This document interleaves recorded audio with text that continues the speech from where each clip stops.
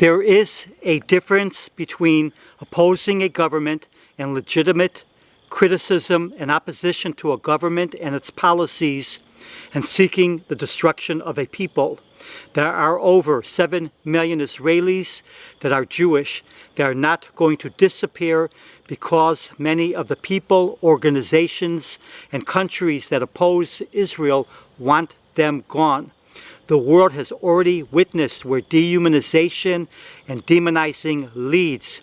There's already been a Holocaust, genocide against Armenians, genocide in Rwanda, genocide in Darfur in the Sudan, genocide by the Khmer Rouge in Cambodia, genocide, rape, and enslavement of the Yazidis, and more.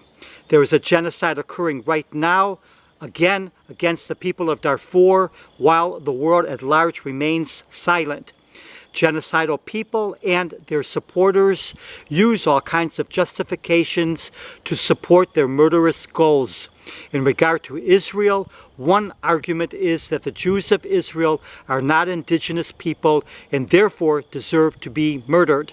Even though the assertion itself is incorrect and that Jews have been indigenous and living continuously in what is now Israel and throughout the Middle East and North Africa for thousands of years, indigenous becoming grounds for murder is applied only against the Jews of Israel in a world full of non-indigenous people and settlers. The justification used to murder the Jews of Israel, while often pretending not to be anti-Jewish, is that the Jews of Israel are not indigenous, while the Arabs called Palestinian are, and therefore the indigenous population has the right to murder and ethnically cleanse the non-indigenous population. It is the height of hypocrisy and perversity to hear this argument from people living comfortably in the West and elsewhere on lands where the true original indigenous people were ethnically cleansed and oftentimes slaughtered.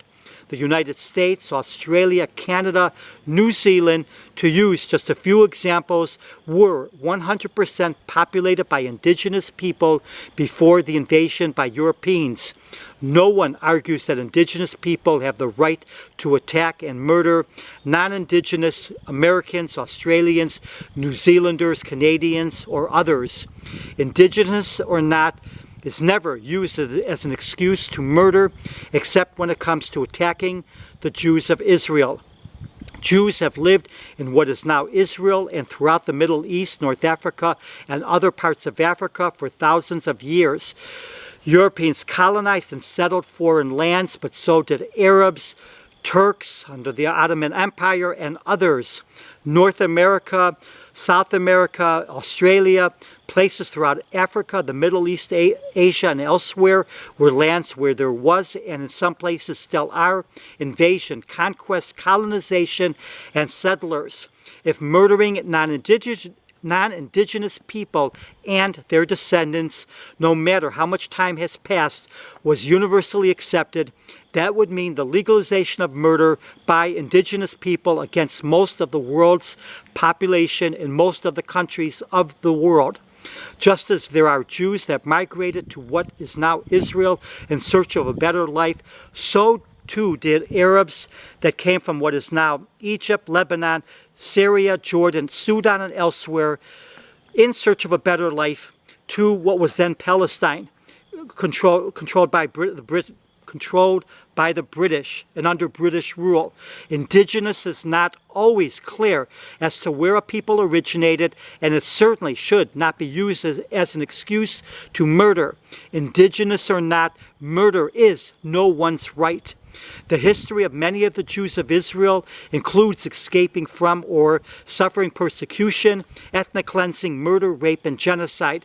The effort to destroy Israel and wipe out its Jewish population is nothing more than a continuation of the long-standing demented war against the Jews.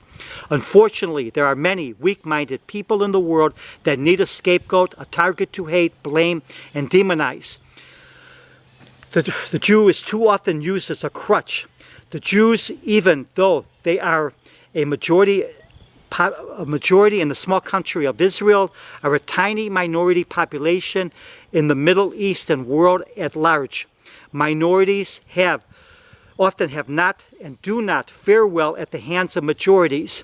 Many have made the conflict not only about who is indigenous, but more so about religion and the intolerance many have for religions different than those practiced by majority populations. The Jew has been the world's longest standing target of hate, blame, demonizing, and scapegoating. Recently in the Middle East, it was the Yazidis, a defenseless minority that follow a different religion than the majority, that were the target of demonizing murder, rape, enslavement, and genocide. The only reason the Jews of Israel have not shared the fate of what happened to the Yazidis or to the ethnic cleansing that occurred against many Middle Eastern Christians, or to the mass extermination, rape, and torture of the Jews that were under the thumb of Nazi Germany and their allies, is that the Jews of Israel are not defenseless. There are many writers and so-called journalists, political and religious figures pandering to their audiences, along with governments, media outlets, and others, that make sure there is endless incitement against Israel. This is a tactic by many to keep all eyes away from themselves. One country and its government-controlled media, for example, with its enormous oil wealth, exploits workers from developing countries while endlessly demonizing Israelis. Many of the workers in that country are housed in substandard living conditions with poor working conditions and wages. Many of these workers are treated as slaves. Many workers have died in avoidable work-related accidents. Vulnerable foreign women workers in that country are far too often raped and abused. Keeping the conflict with Israel inflamed keeps their own corruption, cruelty, and decadence from being scrutinized.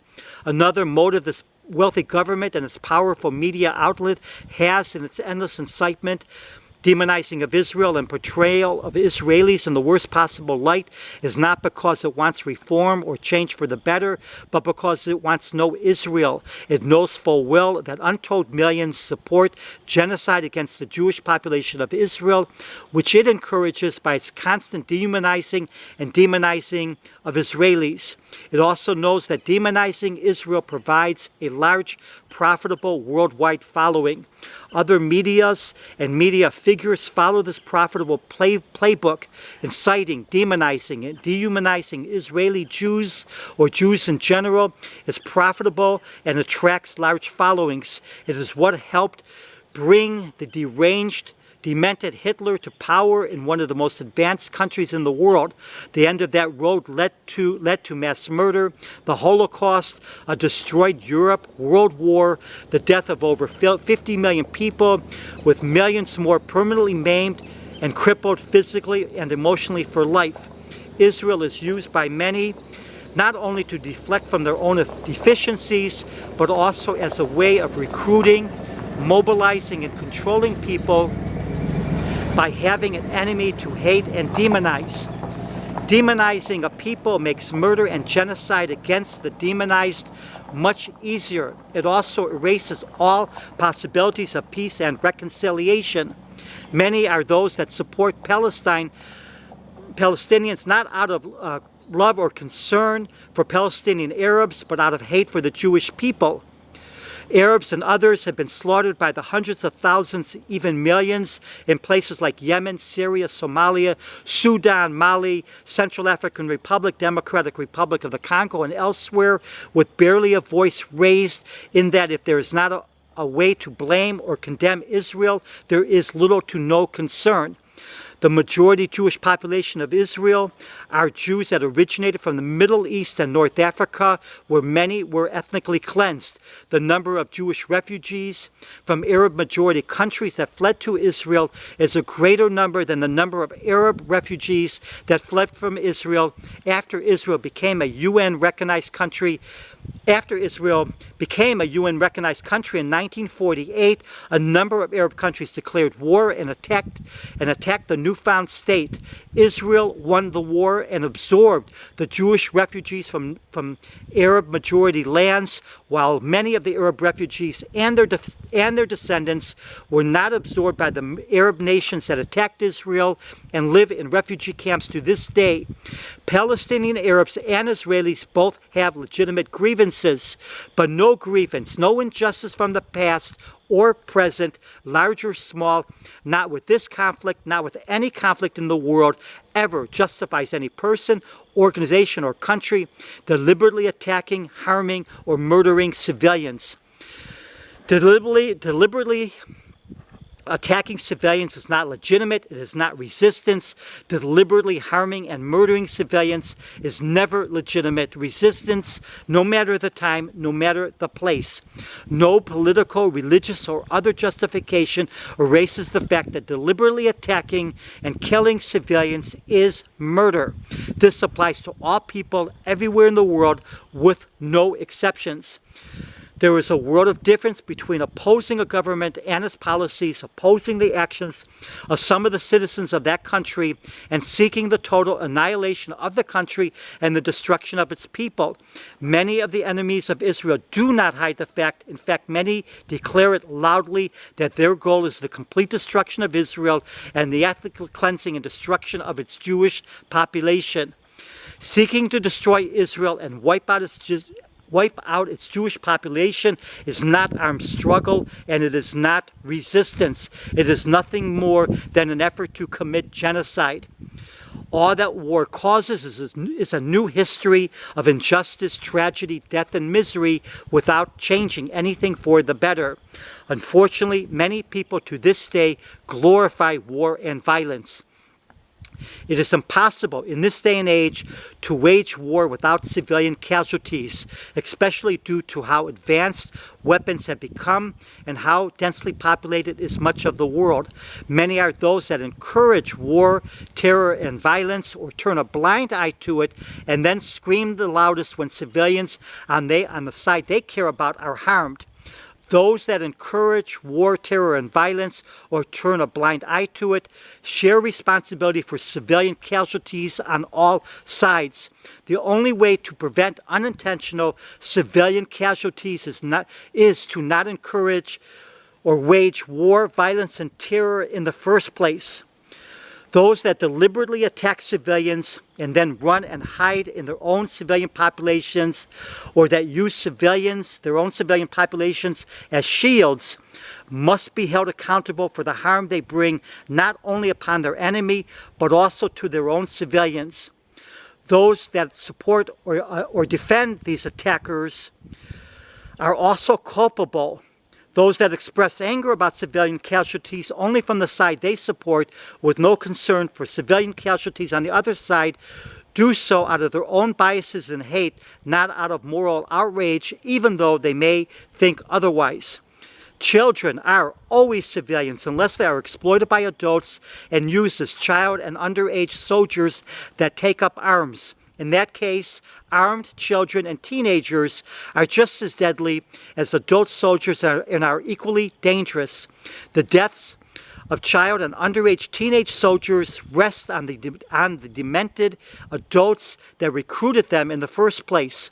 The indoctrination of children to hate and kill Jews, or to hate and kill another people anywhere in the world, is a crime against humanity that unfortunately too often is ignored or accepted.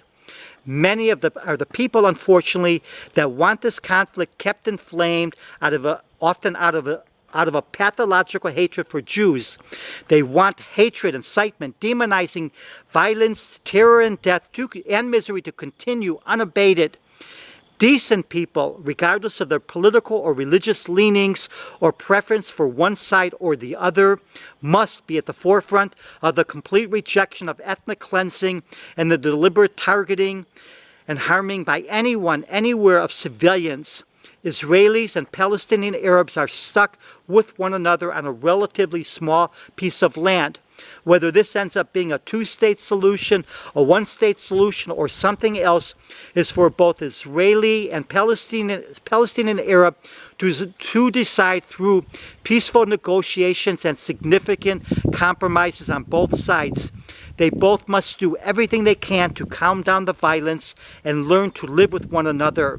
What is needed more than anything else in this conflict and in all conflicts is for each side to see the other as a fellow human being. The demonizing and dehumanizing of one another must stop. Jew and Arab on that small piece of land are married to one another whether they like it or not.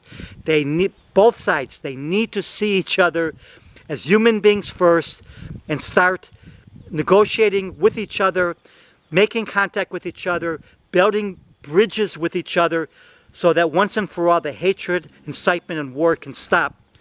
The world is faced with enormous environmental problems that threatens the existence of all of humankind.